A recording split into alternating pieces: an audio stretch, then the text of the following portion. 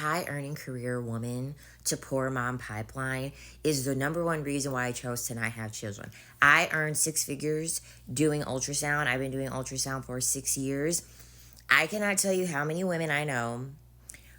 They were doing very well working in ultrasound, okay, making big bucks, okay. I'm talking like $50 an hour, okay, doing very, very well.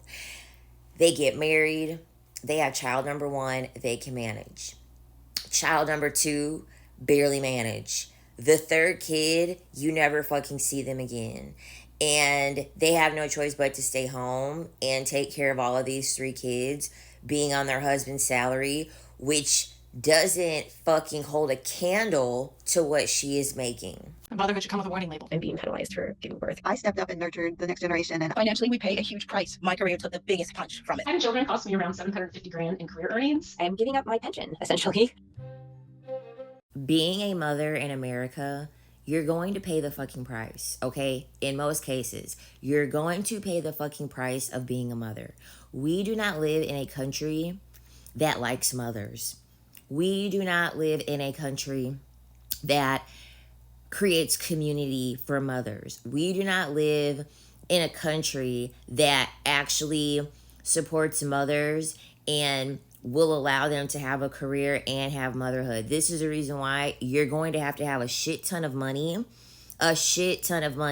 to actually be able to do motherhood comfortably, okay?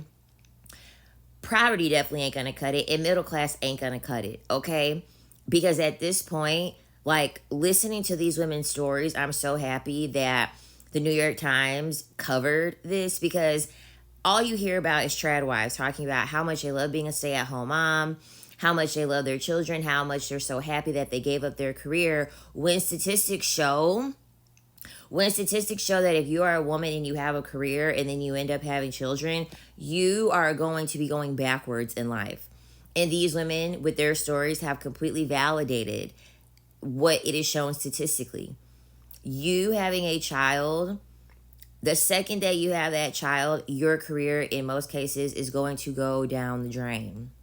Because at the end of the day, we live in a country where they don't want you to have it all. They don't want you to be able to have a career, have a child, and be able to sustain yourself financially.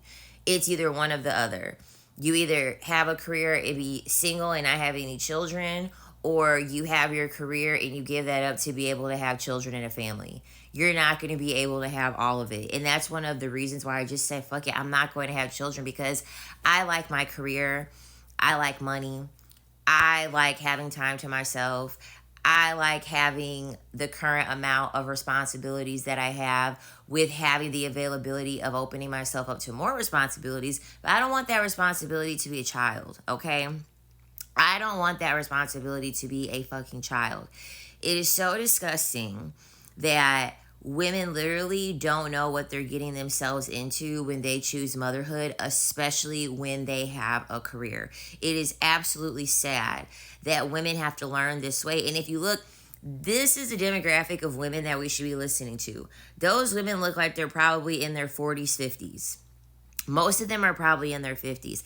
I'm not going to get on this internet and listen to no goddamn 20-something-year-old talk about how she likes being a stay-at-home mom, right? How she is glad that she gave up her career. No.